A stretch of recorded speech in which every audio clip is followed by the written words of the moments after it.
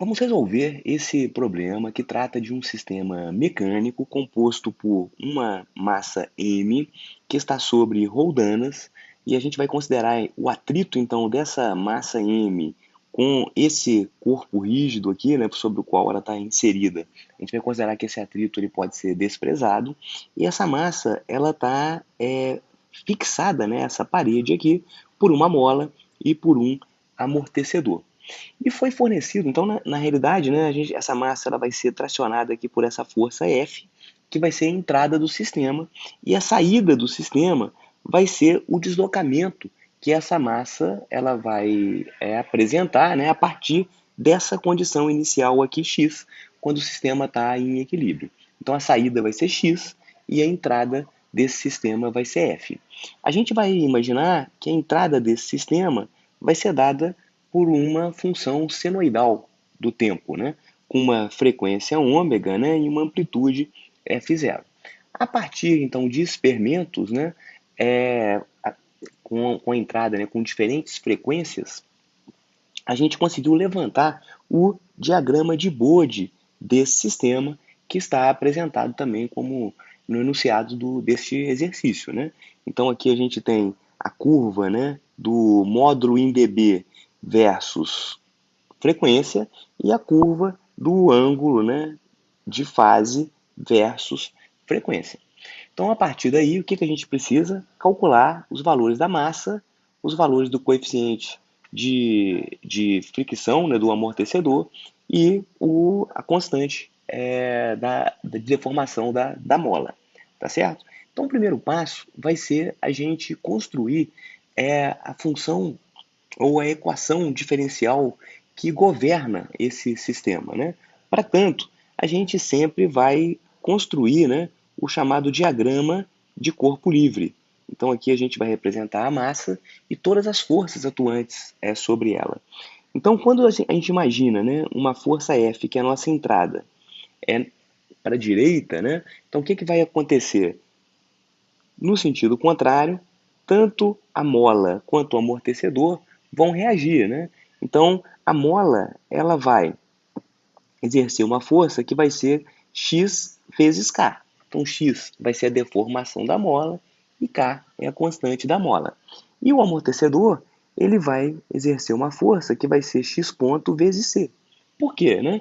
A gente tem que imaginar o amortecedor como sendo um componente desse tipo aqui. Né? A gente tem um êmbolo e a gente tem óleo aqui nesse amortecedor, né? Então toda vez que esse êmbolo ele se desloca para cima ou para baixo, esse óleo, né, vai exercer uma resistência. Só que essa resistência só vai ocorrer nos instantes em que está tendo variação do x. Então por esse motivo, né, que conforme for a variação do x, que a gente representou pela derivada do x, né, que é a derivada do deslocamento, proporcionalmente, né, a constante de amortecimento, que a gente designou por C, a gente tem como calcular essa força. Então, a partir do momento que a gente estabelece todas as forças atuantes no corpo livre, a gente consegue escrever a equação que rege, né, o comportamento desse sistema. Ou seja, a gente vai ter que menos x vezes k, menos x ponto vezes c, porque essas forças estão para a esquerda, mais F, isso vai ser igual a massa vezes aceleração. Então, a aceleração é designada por x ponto. Se eu simplesmente, né, reordenar essa equação, colocando todas as expressões, todas as parcelas que envolvem a entrada para a esquerda, eu vou ter aqui menos mx ponto, então simplesmente passei essa parcela aqui para o lado esquerdo, né? Menos x ponto c menos xk igual a menos f. Se eu multiplicar, né, essa equação por menos 1, então a gente vai ter mx ponto ponto menos x ponto c menos mais x ponto c mais xk. Isso aqui vai ser igual a f. Se a partir desse momento, né, a gente aplicar a transformada de Laplace, o que a gente vai obter? Né? M s ao quadrado x s, imaginando, né, as condições iniciais nulas, né, mais c s, x grande de s, mais k x de s igual a f de s. A partir daí, eu simplesmente vou, para obter a função de transferência, eu vou colocar o x de s, né, em evidência aqui no lado esquerdo. Aí eu vou ter x de s que multiplica m s ao quadrado mais cs mais k igual a f de s. Então a função de transferência ela relaciona, né, a entrada com a saída, né?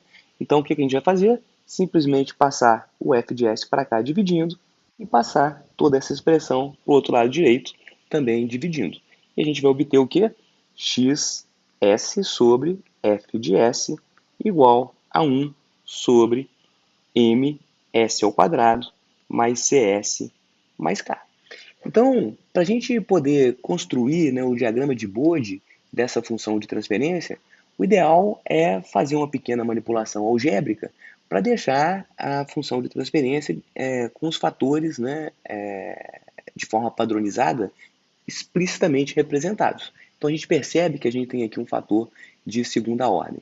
Então, só que ele não está na forma padrão. Então o primeiro passo vai ser o quê? Eu vou dividir por m, tanto o numerador quanto o denominador. Aí eu vou ter o que aqui? X de s sobre f de s vai ser igual a s ao quadrado, né? Porque o m cancela com m, mais c sobre ms mais k sobre m. E aqui no numerador eu vou ter 1 sobre m. Ainda assim eu não tenho a forma padrão, né? Porque seria interessante eu ter aqui no numerador exatamente a mesma constante que representa o termo independente aqui da equação de segunda ordem do denominador. Então como é que a gente faz para poder resolver esse problema? Então agora eu vou multiplicar tanto o numerador quanto o denominador por k. E aí eu finalmente, né, vou chegar nessa expressão aqui, x de s sobre f de s vai ser igual a 1 sobre k, né, que é justamente esse k que eu multipliquei aqui, que multiplica k sobre m, s ao quadrado, c sobre m s, mais k sobre m. Então, finalmente, né, a gente tem a nossa função de transferência, esse aqui que é o nosso G de S, né, vou colocar até com uma cor diferente aqui, né, a nossa função de transferência que representa o comportamento dinâmico desse sistema. O que a gente consegue extrair aqui de informação relevante, né? Olha bem, o K sobre M vai ser o ômega n ao quadrado. É a nossa frequência natural do sistema. Então, a gente pode dizer que ômega n ao quadrado é igual a K sobre M. Daqui, a gente diz que o ômega n vai ser igual a raiz de K sobre M. Uma outra informação importante é o seguinte, né? Essa expressão aqui é igual ao 2 que si ômega n. Então, eu posso dizer que 2 que si ômega n é igual a c sobre m. A partir daí, o que a gente consegue dizer? Que o que si é igual a c sobre m, que multiplica 2 vezes ômega n, né? Então, eu passei esse cara para cá, dividindo, e passei o ômega n também dividindo para o lado direito, né? Então, o que a gente tem aqui, né? Já que a gente conhece a expressão do ômega n, a gente tem que o que si é igual a c sobre m vezes 2 vezes raiz de k sobre m. Se eu pegar esse m aqui e jogar para dentro do radicando, vai entrar um m ao quadrado, que vai cancelar com esse m aqui. Então, a gente pode dizer que o que si ele vai ser igual a c sobre 2 vezes raiz de km. Então, a gente tem aqui tanto o coeficiente de amortecimento do sistema de segunda ordem, quanto a frequência natural desse sistema de segunda ordem expressos em termos das constantes, né, que atuam no sistema, que é o K, que é a constante da mola, o C, que é coeficiente de o constante do amortecedor, e o M, que é a massa, né, que está sendo arrastada ali, né, que a gente está, então a massa que está sendo, exercendo, né, recebendo influência tanto do amortecedor quanto da mola. Então essas são as primeiras deduções que a gente tem. Voltando agora para a nossa função de transferência, eu vou reproduzir ela aqui embaixo, né? Vou voltar aqui para a cor vermelho. Então, o que eu tenho aqui, né? Que o G de S vai ser igual. Vamos olhar aqui para cima, né? 1 sobre K vezes. Aí aqui, o que vai aparecer?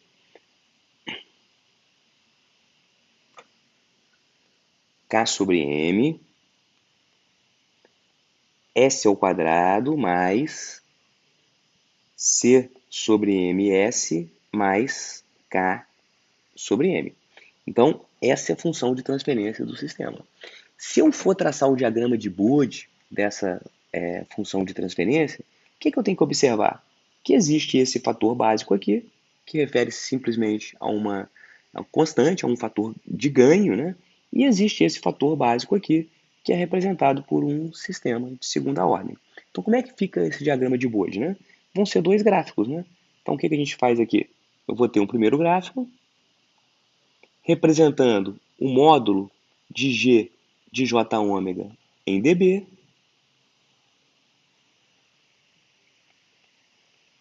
e um segundo gráfico representando a fase, né, que é o ângulo de G de J ômega. Poderia fazer em radianos ou graus, vamos fazer aqui em graus. Então, como é que vai ficar, primeiramente, o gráfico do ângulo, do módulo, né? A gente vai ter aqui um fator constante, né? Que ele representa o quê? O 20 vezes log, já transformando em dB, desse cara aqui, de 1 sobre K. De 1 sobre K. A gente vai ter, vou colocar com outra cor aqui, vamos colocar um verde, um fator que representa a expressão de segunda ordem, né? Que vai ser igual, ele vai ser igual a zero até a frequência ômega-n, e depois ele começa a cair menos, né, 40 dB por década. Então, na realidade, né, a resultante, né, vai ser simplesmente a soma desses dois fatores. Vamos colocar aqui em roxo, né? Então, na hora que eu somo aqui nesse primeiro trecho, né, essa curvinha aqui com essa curvinha são duas retas, né, uma igual a zero e a outra igual a 20 vezes log de 1 sobre K. Então, eu vou ter, né, justamente isso aqui, em roxo, né? A partir desse ponto, então, a curva em roxo vai também começar a decair menos 40 dB por década. Então, essas duas curvas aqui, elas ficam em paralelo, né? Então, menos 40 dB por década. Se a gente quisesse fazer a curva real, a gente ia observar que ia acontecer algo desse tipo aqui, né? A gente ia ter um pico de ressonância, né? Porque, na realidade, a curva em verde, a curva real, ela iria fazer isso aqui, né? Ela ia ter um pico de ressonância também. Beleza? E como é que vai ficar o gráfico agora do diagrama, né, da parte de fase, né? A gente vai ter que projetar essa curva aqui para baixo, né, para o diagrama de fase, e vai acontecer, a gente vai fazer as análises semelhantes, né? Então, para o fator ganho, a gente vai ter, vamos manter a mesma cor aqui, né? A gente vai ter um ângulo zero o tempo todo, e para o fator de segunda ordem, a gente vai ter que especificar aqui o ângulo menos 90 graus e o ângulo menos 180 graus. É como é que vai ficar a curva em verde, né? Ela vai começar em zero, cruzar exatamente na frequência ômega-n o menos 90 e depois ela vai estabilizar aqui no menos 180. E aí o diagrama final vai ser a soma dos dois, né, que vai ser a própria curva em verde. Muito bem. Então, esse que vai ser o diagrama de Bode, né, desse sistema que a gente tá representando. Então, a partir daí, a gente já consegue fazer a primeira associação importante, né? Olha o que vai acontecer, né? A gente está vendo que nesse trecho aqui, né, que é a região de baixa frequência, quanto que vale o módulo em dB? 20 vezes log de 1 sobre K. Quando a gente vai no enunciado do exercício, o que a gente observa? Que esse valor aqui, vamos tentar ampliar um pouquinho aqui, né, é igual a menos 26. Então, com isso, a gente consegue já fazer, né, uma primeira dedução importante. Né? O que a gente pode dizer? Que esse 20 vezes log sobre K, log de 1 sobre K, é igual a menos 26. Né? Então, isso que a gente vai escrever aqui embaixo. Né? Ó, 20 vezes log de 1 sobre K é igual a menos 26. Então, a partir daí, o que a gente tem? Que log de 1 sobre K é igual a menos 26 sobre 20. Então, se eu dividir por 2 os dois lados, o numerador e o denominador, eu tenho que isso aqui vai ser igual a menos 13 sobre 10, que é igual a menos 1,3. Ou seja, 20 de log na base 10 de 1 sobre K é igual a menos 1,3. Então, a partir daí, o que a gente pode escrever? Que 10 elevado a menos 1,3 é igual a 1 sobre K. A partir daí, né, você passa o K multiplicando para cá e o menos 10, o 10 elevado a menos 1,3 para o lado, dividindo para o lado de lá, né? Então você vai ter aqui o K é igual a 1 sobre 10 elevado a menos 1 sobre 3, menos 1,3, ou seja, que o K é igual a 10 elevado a 1,3.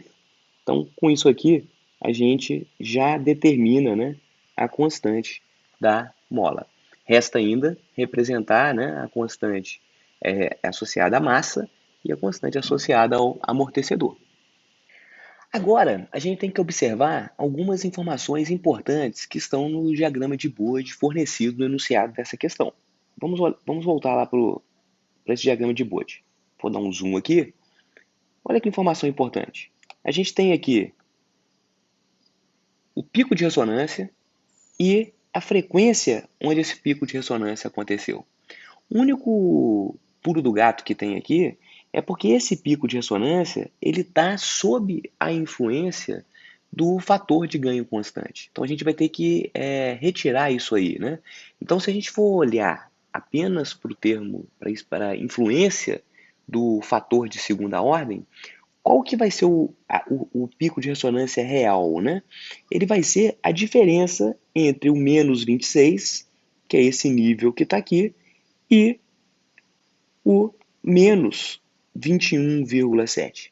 Ou seja, o pico de ressonância ele vai ser de 4,3. Com um detalhe importante, esse pico de ressonância está em dB. Então, para eu poder utilizar as expressões que a gente já viu em aulas anteriores, né, relativas à frequência de ressonância e ao pico de ressonância, eu tenho que transformar esse cara aqui em número, né? Eu tenho que fazer a conversão ao contrário, né? Ele não pode estar em dB. Vamos fazer isso. Então, o que a gente tem? Que 4,3 é igual a 20 vezes log do pico de ressonância.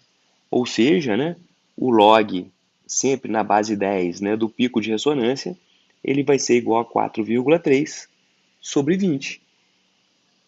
Ou seja, a gente vai ter que o pico de ressonância é igual a 10 elevado a 4,3 sobre 20. Ou seja, vamos adotar uma calculadora agora, né? Aí eu vou ter aqui 10 elevado a 4,3 sobre 20. Isso aí vai ser igual a 1,64. 1,64. Essa informação aqui, ela é importante para a gente, né? E a gente já sabe também que a frequência onde esse pico de ressonância ocorre é em 2,85 radianos por segundo. Então vamos lá.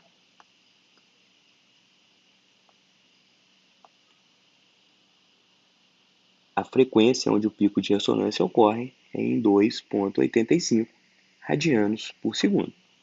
Beleza, né? A partir dessas duas informações, a gente vai conseguir calcular as constantes que restam, né? Porque a gente já deduziu em aulas anteriores duas expressões importantes, né?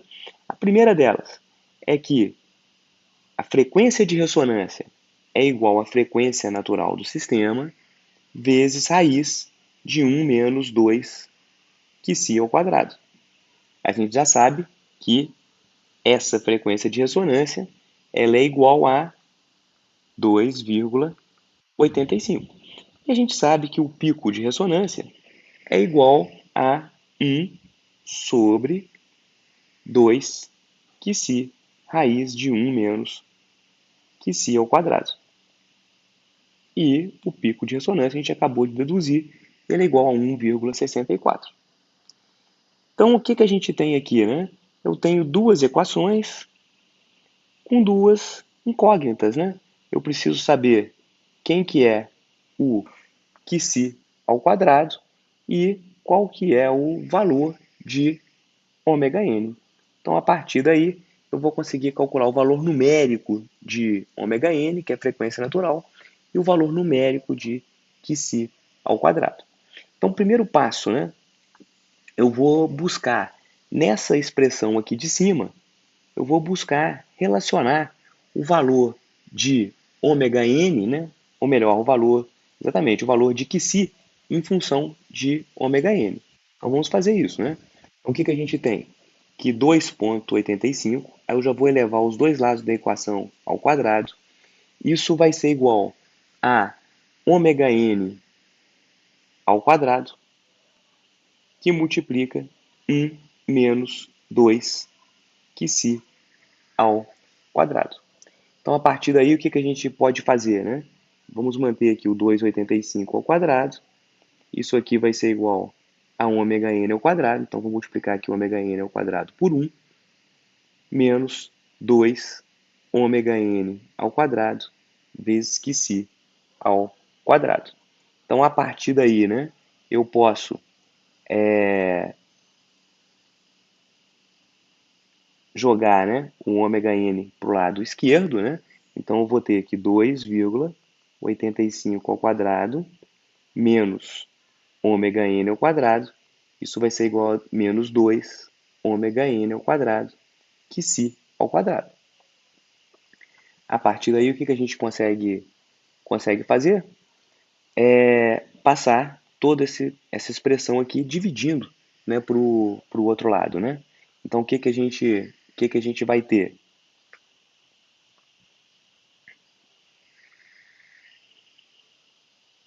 Que Qi ao quadrado vai ser igual a 2,85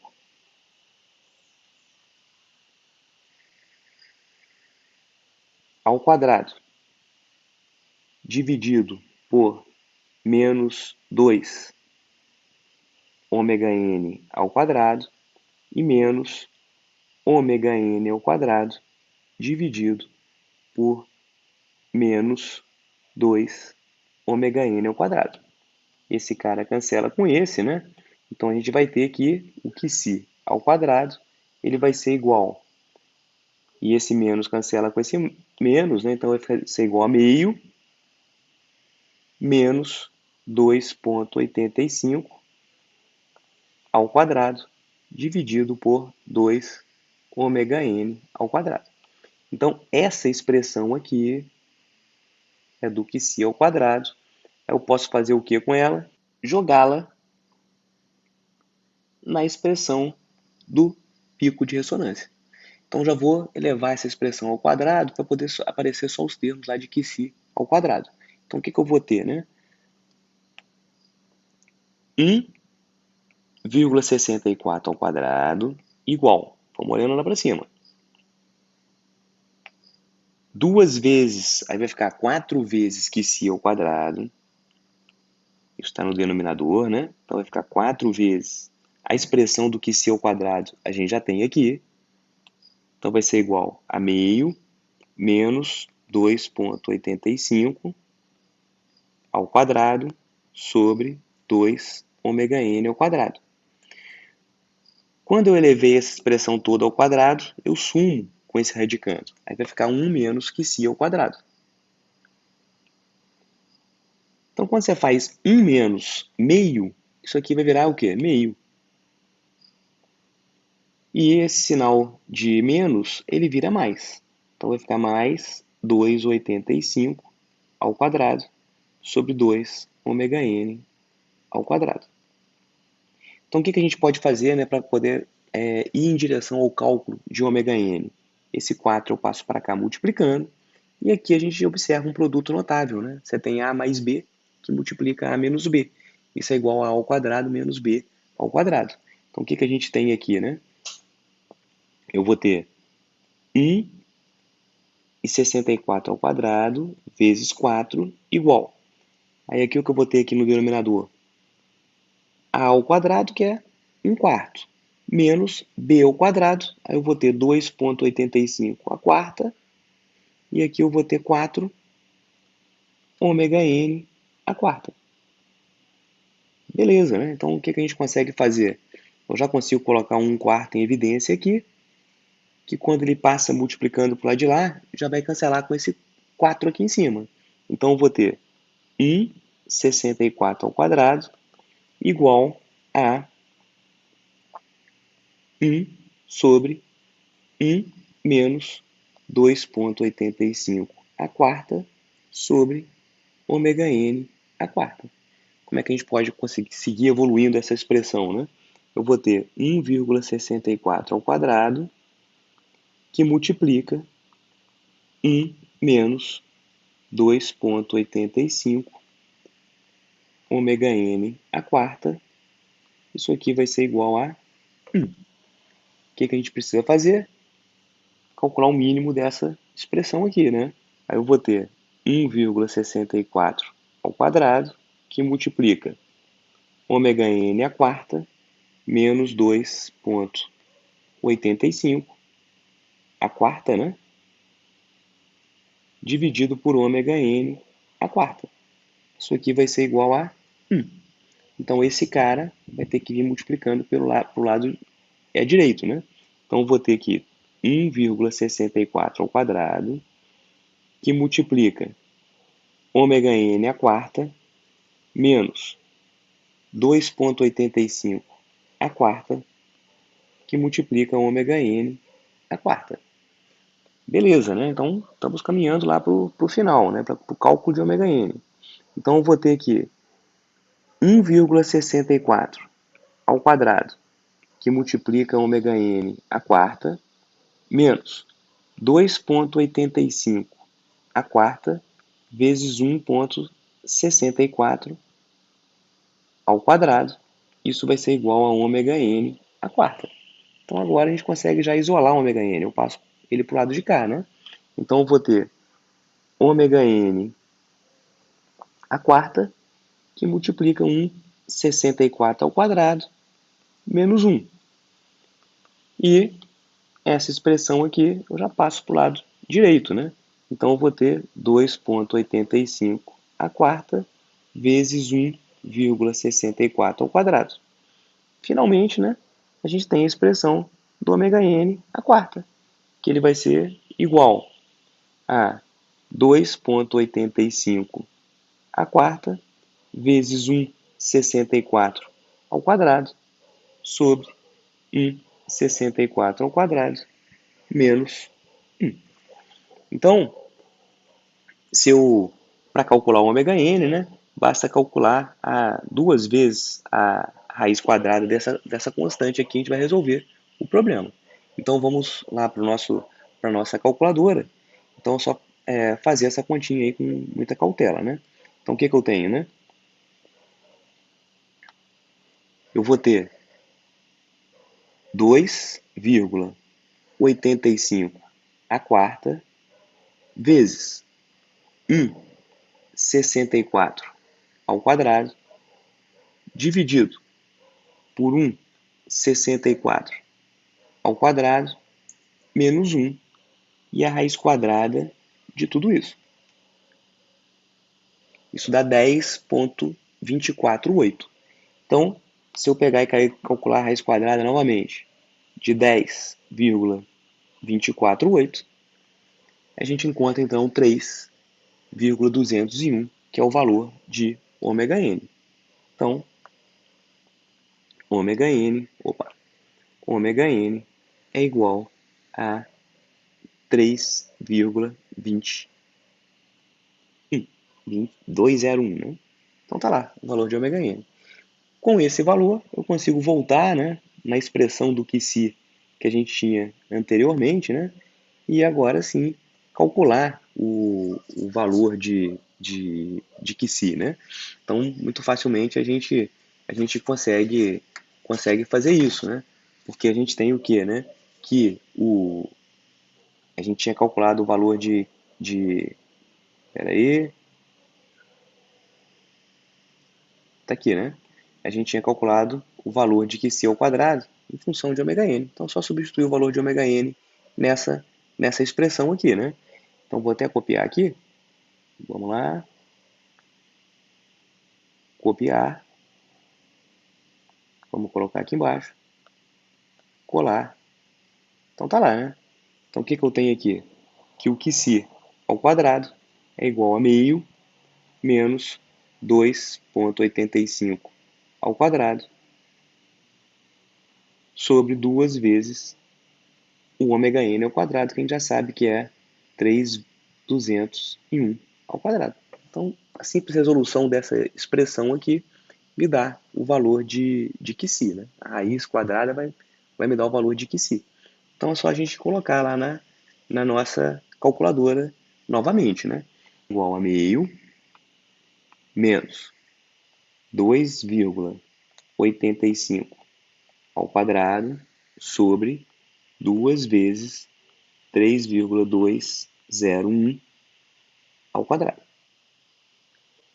Então, isso é igual a 0,1003. Então, isso é o QC ao quadrado. Então, se eu quiser saber o valor do QC, é só eu calcular a raiz de 0,10,3. Então, o QC é igual a 0,32. Então, o QC é igual a 0,32. Eu esqueci só de colocar as unidades aqui, né? Então, aqui a gente tem o radiano por segundo em relação à frequência natural do sistema. Lá atrás, a gente tinha mostrado, né, que a frequência natural era igual a raiz de K sobre M. Então, nessa expressão aqui, a gente já calculou o ômega n, já calculou o valor de K, e a gente vai conseguir, então, calcular o valor de M. Se eu levar os dois lados dessa expressão ao quadrado, eu vou ter que o ômega n ao quadrado é igual a K sobre M, e aí eu tenho que o M, então, ele vai ser igual a K sobre o QC, o ômega n ao quadrado, né? Então, K sobre 3,201 ao quadrado, né? O K, a gente já tinha visto que ele é igual, né, a 10 elevado a 1 terço. Então, novamente, é só ir lá na calculadora, né? O que eu tenho aqui?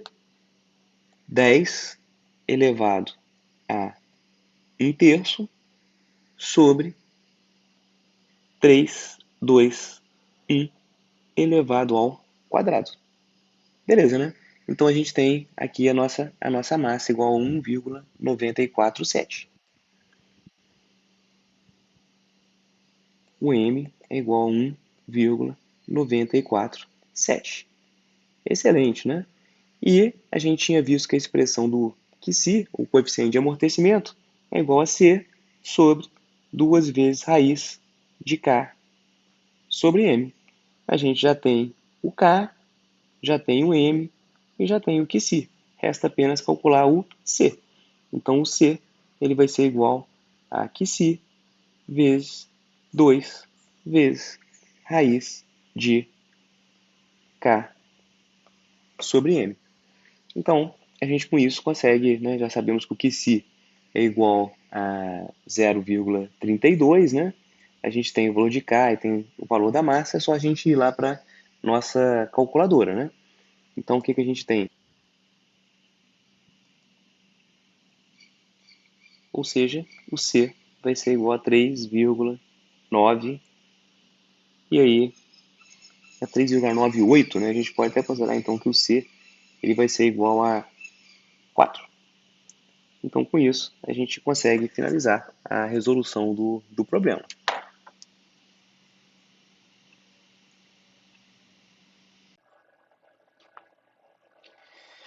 Muito bem, só para a gente validar os resultados que nós obtivemos, eu desenvolvi esse pequeno programa aqui no Google Colab, né, em Python. Eu vou disponibilizar um link, né, na descrição desse vídeo, né, para vocês poderem acessar esse programa. Então aqui eu colei, né, a figura com o enunciado do problema que a gente está resolvendo. Comecei, né, instalando, né, a toolbox de controle, né, no ambiente, né. Então pip install control, né, vamos executando aqui para vocês verem. Opa, é que está conectando, né? O ambiente de execução estava desconectado.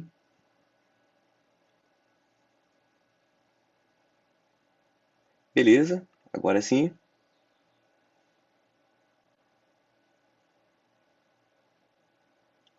Muito bem, a biblioteca está instalada. Aí, inicialmente, eu refiz os cálculos, né, de todas as constantes que a gente fez, né, na medida que eu estava lá com o notebook, a gente foi desenvolvendo manualmente os cálculos. Né? Então, aqui é o cálculo da constante da mola, 10 elevado a 1,3. Há pouco tempo atrás até li errado, né? Eu falei 10 elevado a 1/3, o correto é 10 elevado a 1,3. E fui imprimindo, né? A constante da mola é o valor de K. Depois, né, utilizando aquelas mesmas equações que a gente desenvolveu, fiz o cálculo do módulo, né, de G de J ômega na frequência de ressonância, que é 10 elevado a 4,3 sobre 20. Fiz a impressão, né? Depois eu calculei, né, a frequência natural do sistema, cálculo do coeficiente de amortecimento, sempre reproduzindo as mesmas equações, né? O cálculo depois da massa e o cálculo da constante de amortecimento.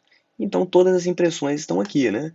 Validando os resultados que a gente obteve, né? Então a constante da mola, pico de ressonância do sistema, todos os valores exatamente iguais ao que a gente tinha calculado previamente. Para poder validar esse resultado, que eu fiz? Né? Eu criei uma função de transferência exatamente igual àquela que a gente desenvolveu, mas agora utilizando esses valores que a gente calculou. Né? Então, a gente tem, né, que o numerador é igual a 1, o denominador, né, é o polinômio de segundo grau, que vai ser m, s ao quadrado, mais cs, mais k é o termo independente desse polinômio, né? Então exatamente igual, só que agora eu já estou colocando os valores, né, que a gente calculou, os valores corretos. Né? E aí eu defino um sistema que vai ser uma função de transferência, cujos coeficientes do numerador são dados por num e os coeficientes do denominador dado por den. Especifico aqui um vetor com um espectro de frequência para o qual, né, eu desejo analisar o comportamento da minha função de transferência. Então eu defini um vetor aqui com 3.000 elementos, começando, né, com o primeiro elemento vai ser 10 elevado a menos 3 e o último elemento 10 elevado a 3. E o espaçamento entre esses elementos, né, vai ser um espaçamento logarítmico. Né? Então imprimo o sistema e aí o que eu vou fazer agora? Né? Vou utilizar o comando bode. Então eu especifico aqui o sistema que a gente acabou de representar, né? As frequências para as quais eu quero calcular, né? Tanto o G de J ômega quanto a fase. Eu vou desabilitar a impressão do diagrama de Bode, né? Porque eu vou analisar diretamente os valores. Então esse comando ele vai retornar, né, um vetor com um módulo, com a fase e com as frequências investigadas. Lembrando que esse módulo aqui, ele não está em dB, aí a gente precisa converter isso para dB, né? O primeiro passo é esse, né? Depois, então, eu também vou transformar a fase para graus, então basta multiplicar, né, o vetor que tem a fase em radiano por 180 e dividir por π, e aqui eu apliquei, né, o comando log10, que também faz parte lá da toolbox NumPy, né, a gente usou esse comando para calcular o módulo em dB. Aí depois, o que foi feito? Né? Eu vou calcular o pico de ressonância. Como é que a gente faz? Né? Aqui eu estou usando o fstring, né, que é uma propriedade legal da linguagem Python. Né? Sempre que você coloca essa letrinha F aqui antes da string, você pode escrever a string normalmente, né? Entre aspas, né, igual sempre a gente faz, só que sempre que ele encontrar, né, um par de chaves, um abre e fecha chaves, ele vai substituir o que está dentro aqui, né, desse conjunto, né, desse par de chaves, pelo valor da variável. Né? Então o que eu fiz aqui? Eu estou calculando, né, o valor máximo do módulo em dB. Esse vai ser o pico de ressonância. Só para verificar se esse pico de ressonância é exatamente igual àquele que a gente mostrou no enunciado do problema. A gente vai ver que isso vai ocorrer. Aí depois eu uso esse comando aqui, né, que é o argmax, que ele vai me retornar a posição dentro do módulo em dB em que esse valor máximo ocorre. Isso vai ser importante para depois eu acessar o vetor de frequência e ver se a frequência de ressonância também é aquela que a gente esperava. E só para verificar, né, o valor, né, do módulo em dB na região de baixa frequência, eu acesso a primeira posição desse vetor módulo em dB. Então, na hora que eu imprimo os valores, né, vamos rodar esse bloco aqui. Então, a gente percebe que o pico de ressonância é menos 21,7. Se a gente voltar lá em cima, né, olha bem, o pico de ressonância, menos 21,7 dB. A gente percebe que a frequência natural do sistema opa, é mais aqui embaixo, né? A gente percebe que a posição, né, em que esse pico de ressonância ocorre é a posição 1727, lá no vetor, né, do módulo em dB. Aí eu vou acessar essa posição no vetor ômega e vou verificar em que frequência que ocorre, né? Opa, faltou um detalhezinho aqui. Isso aqui tinha que estar entre chaves. Pronto, vamos rodar novamente.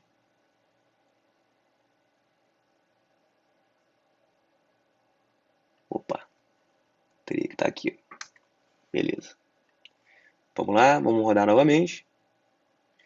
A gente percebe lá que a frequência de ressonância também é 2,85, voltando lá em cima, né? 2,85 é justamente a frequência de ressonância que a gente tinha observado no enunciado do problema. E finalmente, né, quando a gente percebe, né, a gente imprime o valor na região de baixa frequência, a gente vê que é menos 25,999, ou seja, menos 26, que é exatamente o que a gente tinha lá no enunciado do problema. Ou seja, a gente calculou todas as constantes de forma correta. Então isso aqui foi muito importante para validar que a resolução do problema foi feita de forma correta. Finalmente, eu simplesmente vou fazer um plot, né, do W, né, contra o módulo em dB, e a gente vai observar, né, exatamente o que a gente tinha lá no enunciado do problema. Então, na região de baixa frequência, a gente tem o módulo menos 26 dB, o pico de ressonância ocorre, né? Olha bem, lá na frequência em torno de 2,85 e o pico de ressonância lá é menos 21,7. Então, realmente, a gente calculou as constantes de forma correta. Muito bem, uma vez que a gente agora já domina a função de transferência desse sistema, o que ocorre em uma situação muito comum?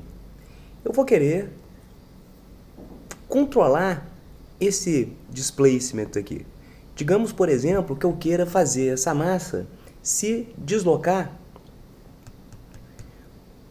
1 metro para a direita. Então eu quero que a massa ela venha para essa posição aqui. Então eu quero dar uma entrada nesse sistema de tal forma que a massa ela se posicione 1 metro para a direita e fique estagnada nessa posição. Nesse momento a gente vai ter que fazer um controle em malha fechada. Então, para a gente finalizar, né, esse segmento de vídeo, vamos tentar fazer isso lá no final. Muito bem. A gente tem a nossa planta, que é descrita, né, pela função de transferência g de s, e ela possui uma entrada aqui que a gente chamou de F. É a força, né, que vai atuar sobre a massa. E a saída dessa planta é o x de t, né? Então aqui você tem, vou designar pela letra minúscula, né? F de t e o x de t, que é o deslocamento que a planta ocorreu, considerando como sentido positivo um deslocamento para a direita. Então o que a gente faz? A gente vai fazer uma realimentação. Normalmente vai aparecer uma função de transferência aqui, normalmente designada por h de s, que ela vai simplesmente converter, né, esse valor aqui de deslocamento em algo, né, que possa ser comparado com o que a gente vai colocar aqui na entrada. Então, por exemplo, se você usar um sensor a laser para poder medir o deslocamento dessa massa, né, a gente teria que construir a função de transferência desse sensor a laser. Para simplificar aqui a nossa análise, vamos dizer que essa realimentação é unitária. A gente pode colocar um bloco aqui com 1, né, com ganho igual a 1, ou simplesmente a gente pode omitir esse bloco, né? Então, a gente vai fazer uma realimentação aqui unitária. E aí agora eu vou aqui colocar uma entrada de referência, um R de t. Então, por exemplo, se eu colocar esse R de t igual a 1 metro, a gente espera, né, que lá na minha saída a gente tenha um deslocamento de 1 metro. Se eu colocar menos 1 metro lá na minha saída, ele vai ter que se deslocar para a esquerda 1 metro. Tá certo? Então, essa aqui é o sistema, esse aqui é o sistema que a gente tem, né? A análise de resposta em frequência, através do diagrama de Bode, do diagrama de Nyquist, vai permitir, a partir do conhecimento apenas dessa função de transferência aqui, vai permitir a gente concluir se o sistema ele é estável ou não em malha fechada. Mas uma observação a gente já pode adotar, né? Esse sistema aqui, ele não possui, o GDS não possui integradores. Então, o que vai acontecer, né? Se você aplicar aqui na entrada um degrau unitário, o que vai acontecer lá na saída? O que vai ocorrer lá na saída, né? Obviamente, a gente vai observar uma dinâmica, mas ele vai estabilizar, né, em torno de um valor constante.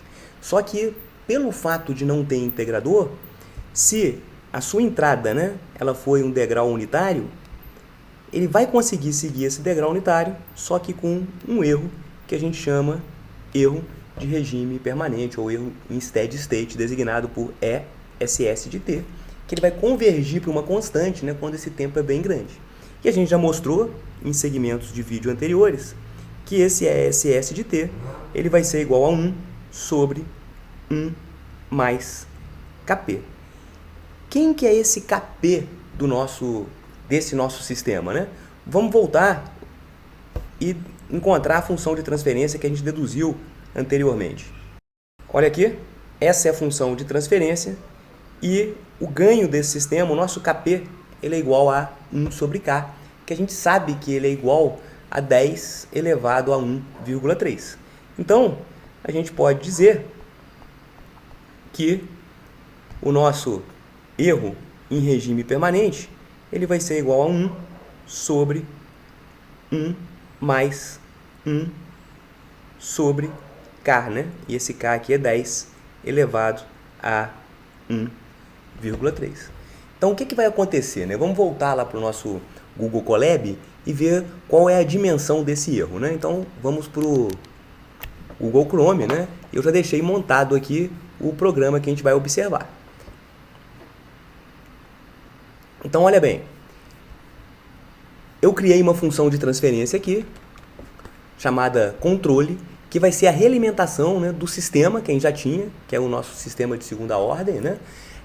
Com a realimentação unitária. Então, essa é uma função que já existe na Toolbox Control, né? Especificamente na classe MATLAB. E aí eu vou calcular, né? Eu vou aplicar um degrau nesse sistema que eu acabei de conceber, chamado controle. Eu vou aplicar um degrau nesse sistema e vou armazenar o resultado aqui na saída e aqui e o tempo, né, que ele vai calcular essa saída, né, vai ser um vetor armazenado aqui nessa variável t. Então, o meu Kp é igual a 1 sobre K. Eu vou imprimir aqui, né, justamente esse meu erro em regime permanente, 1 sobre 1 mais Kp. Olha o que foi impresso aqui, 0,95. Então, se eu aplicar, né, um degrau unitário, a saída ela não vai chegar em 1 e ela vai ficar distante de 1, 0,95. Ou seja, ela vai ficar muito abaixo da referência que a gente vai adotar, né? E aqui eu vou plotar o gráfico, né, só para a gente poder constatar isso. Beleza, né? Então, olha o que aconteceu. Como a gente tinha, né, um sistema subamortecido, ele apresentou uma oscilação e estabilizou. Olhem que valor aqui. É o primeiro 5.6 ali, né, 5.7, esse é o tempo. E à direita a gente tem o valor que a gente está observando na saída. Olha bem, ele está se estabilizando em 0.0477, ou seja, muito distante de 1. Justamente a diferença, né? Se a gente mandar imprimir aqui, né? Print, vou copiar exatamente o que está aqui, né? 1 menos 1 sobre 1 mais Kp. A gente vai ver que vai dar aquele 0,0477, 0,0477, que é justamente aonde que ele se estabilizou. Ou seja, o nosso sistema ele é estável, mas quando a gente tenta inserir algum tipo de controle, se eu simplesmente inserir esse sistema numa malha fechada, a gente observa que ele vai conseguir seguir, só que ele vai apresentar um erro em regime permanente muito grande. Então, uma alternativa que a gente teria, né, era tentar aumentar esse Kp, né? Só que, obviamente, a gente vai começar a mudar uma série de características do sistema. Se eu pegar e multiplicar ele por 1.500, obviamente, né, a gente vai perceber que esse erro, né, ele vai diminuir, né? Então, vou colocar aqui 1.500 vezes 1 sobre 1 mais Kp. Então, olha o que vai acontecer agora. Olha bem, então o erro ele passou para 0,013 e agora ele vai chegar em 0,98, muito próximo de 1. Aí você pode achar, né, beleza, né? Então agora meu sistema funciona corretamente, bastou que eu inserisse um ganho, né, na minha função de transferência de malha aberta. Mas quando você observa, né, a resposta ao degrau, olha o que está acontecendo. Então ele estabiliza realmente lá em 1, tá vendo? Só que olha a resposta transitória. Ele chega a 1.5, 1.6. Parece que não tem problema, né? Mas dependendo da onde das características dessa planta, né? Então vamos voltar aqui para o nosso caderno de notas, né? Olha o que vai acontecer. Então a gente percebe que se eu definir aqui que ele vai ficar em 1, ele vai oscilar, ele vai chegar aqui em 1.5, vai voltar e vai estabilizar em 1. Beleza, né? Então se eu realmente quiser fazer uma pequena movimentação dessa de apenas 1 metro e essa movimentação que ele vai fazer aqui dentro couber nesse aparato, beleza, né? Agora se eu quiser fazer uma movimentação maior um pouco e durante esse processo de estabilização ele bater aqui nas extremidades, atingir o final de curso. Então a gente vai ter que estudar outros mecanismos, né, para que esse tipo de fenômeno não ocorra, tá certo? Mas isso vai ser objetivo aí de outros segmentos de vídeo. Então é isso aí, muito obrigado, espero que vocês tenham gostado.